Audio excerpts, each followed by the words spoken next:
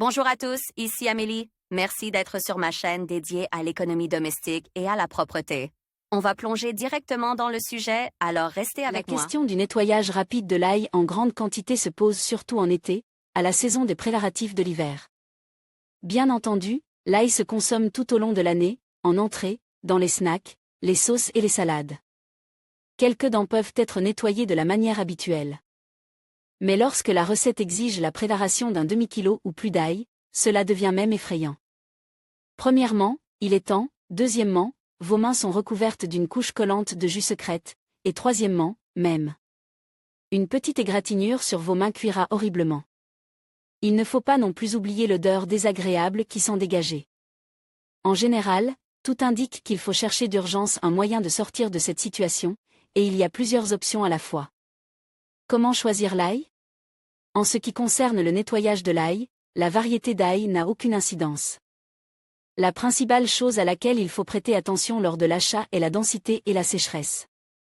Si l'ail a été mal sèche après la cueillette, sa saveur et son arôme s'en trouveront altérés. Il n'est pas rare que l'ail présente des taches de pourriture naissantes, et il est alors dangereux de l'utiliser.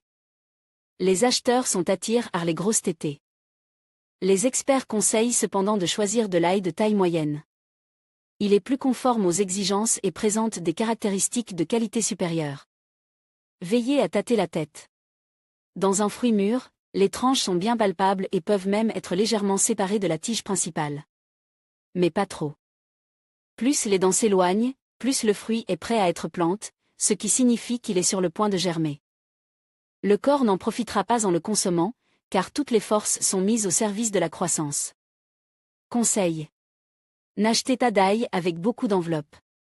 C'est l'un des principaux signes d'une récolte prématurée. Les meilleures méthodes de nettoyage. Disons tout de suite que parmi toutes les méthodes présentées ci-dessous, l'une fonctionnera pour quelqu'un, l'autre pour quelqu'un d'autre. Il est nécessaire de les tester toutes pour déterminer celle qui est optimale. Avant de vous mettre au travail, vous devez vous préparer une planche pratique, un récipient pour l'ail propre, un récipient pour les déchets, un couteau. Les autres éléments dépendent de la méthode de nettoyage choisie. Classique, avec un couteau, cette méthode convient si vous souhaitez éplucher 1 à 2 tétés, voire moins. Divisez l'ail en tranches, mettez-les sur une assiette et pressez-les fortement avec un large couteau de table. Si tout est fait correctement, l'enveloppe se détache d'elle-même, il ne reste plus qu'à l'enlever et à rincer les gousses propres. L'avantage de cette méthode est sa simplicité, l'inconvénient est que les culs devront toujours être retirés manuellement, ce qui ne vous fera pas gagner beaucoup de temps. En 10 secondes, cette méthode n'a rien de compliqué. Elle est idéale lorsque vous devez nettoyer rapidement plusieurs tétés. Coupez la queue de la tête d'ail à l'aide d'un couteau bien aiguise, coupez-la en tranches, mettez-la dans un bol ou un bocal, couvrez la d'un couvercle et frottez-la bien pendant 10 secondes. La peau se détachait parfaitement. Il ne reste plus qu'à rincer les gousses et à les utiliser pour l'usage auquel elles sont destinées. Attention! Cette option est une véritable planche de salut pour le traitement des bagatelles et des produits de qualité inférieure. Avec de l'eau, l'enveloppe de l'ail se détachait très bien si vous la trempez au préalable dans de l'eau froide pendant 15 à 20 minutes. L'ail s'imbibe et se sépare tout seul. Cette méthode est très pratique pour sortir les tranches de l'eau. Il ne reste plus qu'à couper les pointes. Vous pouvez verser de l'eau chaude sur le légume. Mais cette méthode ne convient pas si vous avez besoin d'ail frais. En revanche, s'il est destiné à être mis en conserve, un traitement thermique supplémentaire est un atout indéniable. Au micro-ondes, pour ce qui est du nettoyage de l'ail, le four à micro-ondes vient à la rescousse.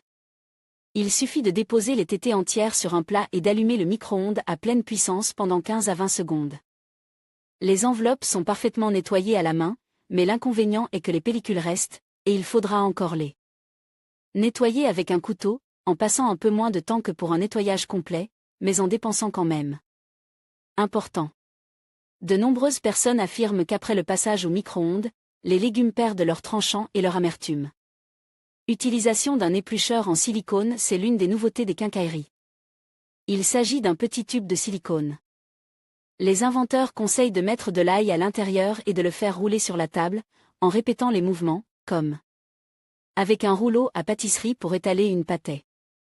L'inconvénient de l'invention est qu'il est impossible de nettoyer plus d'une tête à la fois, tandis que l'avantage réside dans l'absence.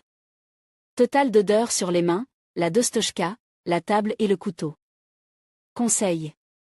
Il n'est pas nécessaire d'acheter un pillet, vous pouvez tordre un tube en silicone ou en tout autre matériau pratique. Si vous apprenez à éplucher rapidement de l'ail à la maison, vous pourrez faciliter considérablement de nombreux aspects de la cuisine. Choisissez la méthode qui vous convient le mieux parmi celles proposées et inventez la vôtre.